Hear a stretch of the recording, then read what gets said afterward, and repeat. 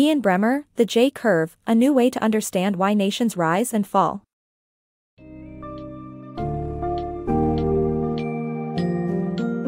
Get ready to embark on a captivating journey through the world of international politics and economics, as we explore Ian Bremmer's book, The J-Curve, a new way to understand why nations rise and fall. In this summary, we will delve into the concept of the J-curve, which gauges a country's openness and stability, and helps explain the complex behavior of different nations. This innovative framework demystifies the factors behind the rise and fall of various countries, regardless of whether they are democracies or dictatorships. By analyzing real-world examples, such as Germany, South Africa, North Korea, and China, this summary will guide you to a better understanding of how stability, openness, and various political and economic factors all intertwine.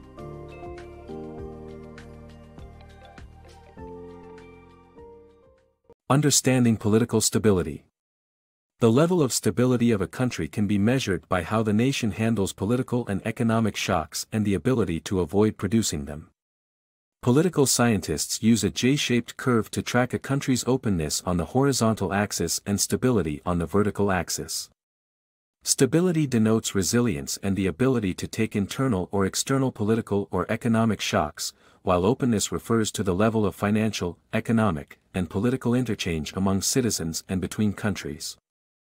The J-curve is not sensitive to whether a nation is a democracy or dictatorship. Stable societies can be closed or open, as long as it has stable institutions that can manage crises. A nation's stability is essential in keeping the country's identity, and each nation's J-curve is unique, depending on its history, culture, and geography. The J-curve. The J-curve model identifies a nation's stability and openness relationship, that is either at the bottom, left, or right side of the curve. A state can move from one side to another, depending on how it responds to internal and external events. The stability level determines a nation's ability to recover from a shock and maintain its integrity. Countries with low stability fall into anarchy when faced with shocks, while nations with a history of stable governance can rebuild after experiencing crises.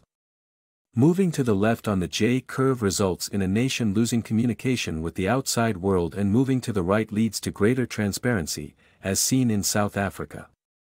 The J-curve shows that authoritarian regimes can't endure and that it's best to contain and offer economic and political incentives. Economic resources also affect a country's J-curve position, as seen in Indonesia's case. Therefore, the J-curve concept helps leaders maneuver their nations to stay in power and avoid instability by being either on the left or right-hand side of the curve. The dangers of authoritarian regimes.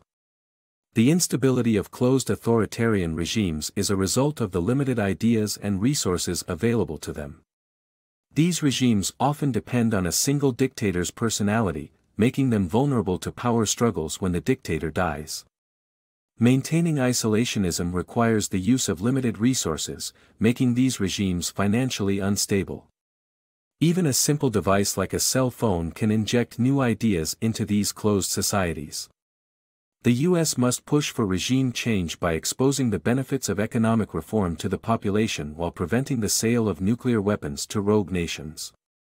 China holds the key to reforming North Korea, and the free flow of ideas or cultural influences could trigger a revolt inside the country. Unstable nations, finding balance for internal reform. Iran, Saudi Arabia, and Russia are among the most complex and unstable countries in the world. The internal reform movements in these nations are threatened by censorship and dictatorships, blocking the spread of information and democracy to the masses. Closed regimes often control oil revenues to quash democratic ambitions, resulting in instability as oil prices decline. Western governments have a role to play in assisting native political voices in these regimes, rather than dealing exclusively with the elites. In doing so, they can help to drive a wedge between conservative ruling factions and the broader population in Iran and enable gradual liberalization that avoids chaos. The risk of collapse can be averted by pursuing incremental reform, but if nations slip towards the bottom of the J-curve, there is grave danger ahead. Yugoslavia's tragic decline. South Africa and Yugoslavia faced different outcomes in their transitions to more open societies. South Africa emerged more democratic after ending apartheid, while Yugoslavia fell into turmoil due to conflict among different groups. Yugoslavia's communist leader, Josip Tito, died in 1980, and his death triggered nationalism and declining economic conditions. Competing groups struggled for power, resulting in martial law and tensions between Albanians and Serbs. Serbia's president assigned Slobodan Milosevic to investigate Albanian violence against Serbs, and he claimed a genocidal campaign was underway against Serbs. Propaganda fueled by past ethnic murders whipped the nation into a frenzy, and by 1989, Milosevic controlled 4 of the country's 8 territories.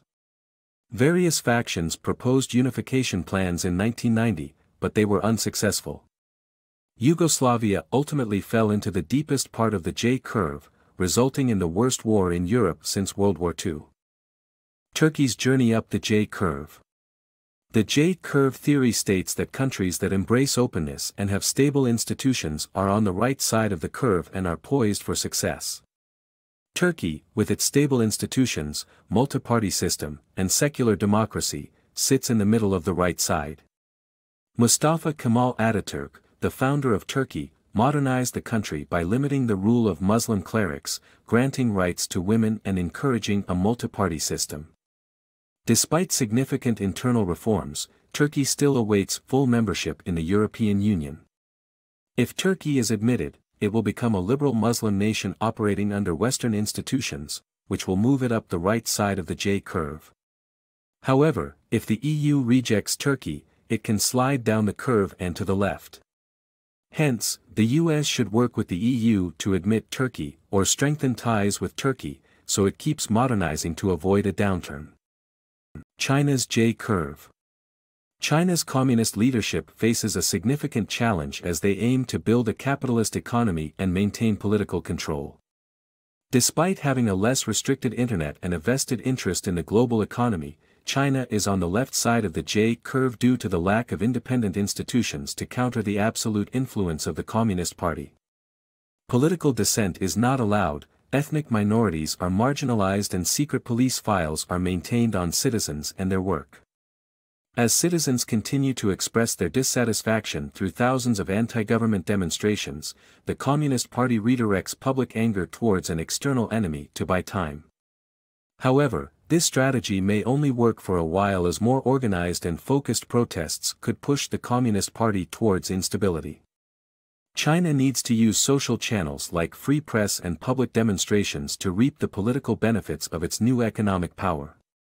Conversely, India, which is politically open, restricts economic opportunities and can vote out corrupt officials and vent dissatisfaction in protests and the press, which prevents massive social disruptions. If China's middle class continues to expand and access more information, they can move towards the right side of the J-curve without chaos. Cultural protectionism may undermine cultural vitality while economic protectionism limits economic growth in the long run.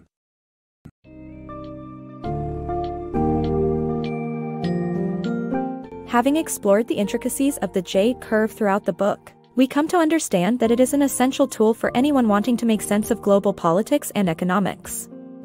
The J-curve illustrates how a nation's stability and level of openness to the world are intertwined, and the often counterintuitive relationship between them.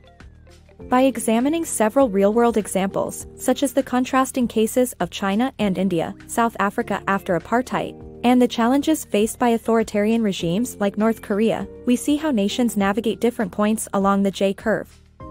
As we conclude our journey, we now possess a broader and clearer comprehension of the forces shaping global politics, and how a nation's stability and openness affect both its internal dynamics and relations with other countries.